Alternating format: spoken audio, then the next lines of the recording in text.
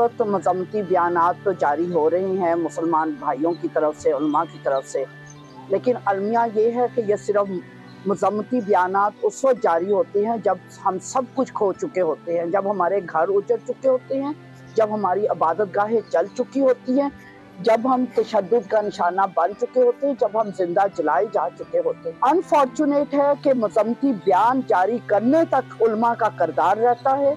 अगर Joseph colony में होने वाले जुल्म पे उन लोगों को सजा दी जाती, शांति नगर में होने वाले मजालिम पर सजा दी जाती, सरगोदा में होने वाले मजालिम पर सजा दी जाती, आपको सानिया 9 मई की पर तो आपको अपनी रिट कायम करना बरकरार पता था, लेकिन जब मसीहों की इबादत गाहें जलती हैं, अकलियतों की इबादत गाहें तोड़ी जाती हैं, जलाई जाती है, उस वक्त आपकी रिट क्यों नहीं कायम होती? जब अब बाइबल मुकद्दस जलाई जाती है उस वक्त रिट कहाँ चली जाती है?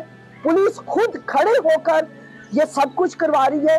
इस वाक्य को बहुत बारीकी से देखने की जरूरत है। मज़म्मती बयानों को हम रद्द करते हैं। हमें ऐसे खोखले मज़म्मती बयानात नहीं चाहिए कि हम रोएं, हम कफन पहनाएं अपने प्यारों को, हम अपना सब कुछ लूट दें और उसके बाद हमें सिर्फ मज़म्मती बयानात दिए जाए।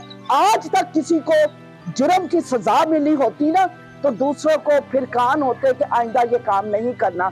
इसलिए इस वाक्य को बहुत बारीकी से देखने की जरूरत है। हम अक़वाम मुत्तहिदा से भी इस वक्त अपील करेंगे, आलमी अदारों से अपील करेंगे कि अब हमारी बर्दाश्त खत्म हो चुकी है।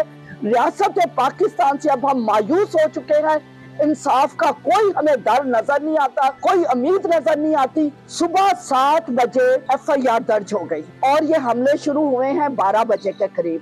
इसका मतलब 7 बजे पुलिस को पता था, अदारों को पता था कि ये सब कुछ होने जा रहा है। वो कागजात इनकी तहवील में आ चुके थे। क्यों अकसाया गया? क्यों आपकी रियासत, आपके अदारे, आपके इंटेलिजेंस फेल हुई और इतना दर्दनाक, इतना होलनाक खून की होली खेली गई? जो कुछ वहां किया गया, क्या आपका दिल दुखता है जब कुरान मजीद क्या कुछ झूठा इल्जाम लग जाए?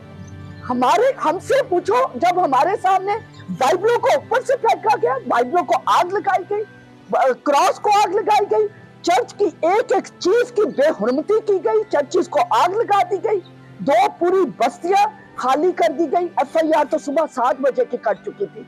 कहाँ थे रियासती अदारे? कहाँ थी फौज? कहाँ थी रेंजर्स?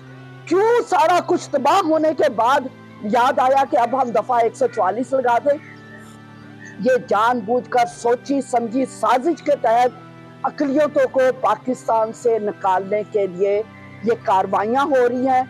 इंसाफ मुहैया नहीं किया जाता, लोग मायूस हो चुके। पहले तो लोकल मीडिया इसको कवर ही नहीं करता। जब यहाँ से एहतजाज शुरू हुआ है, फिर जाकर लोकल मीडिया ने इसको, नेशनल मीडिया ने इसको कवरेज देना शुरू की है और वो भी कवरेज बस एक वक्त की हो जाती है, उसके बाद उसका पीछा नहीं किया जाता।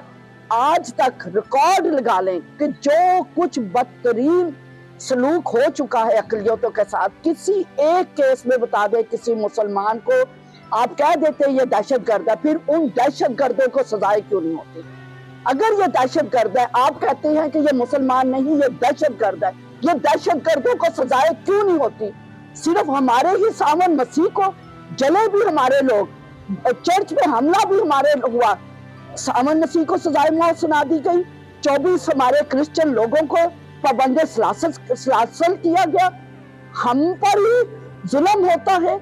अब क्यों नहीं 9 मई के दिन वाला जो जनाह हाउस था, उससे ज्यादा बदतरीन मजहबी रियासती दहशतगर्दी इस वक्त क्रिश्चियनों के साथ हुई है। अब हुकूमत और फौज अपनी रिट कायम करे, फिर हम देखेंगे कि हमारा एतमाद पाकिस्तान की हुकूमत पर और अदारों पर बहाल होता है या नहीं। इस वक्त हम सब मायूसी की हालत में हैं।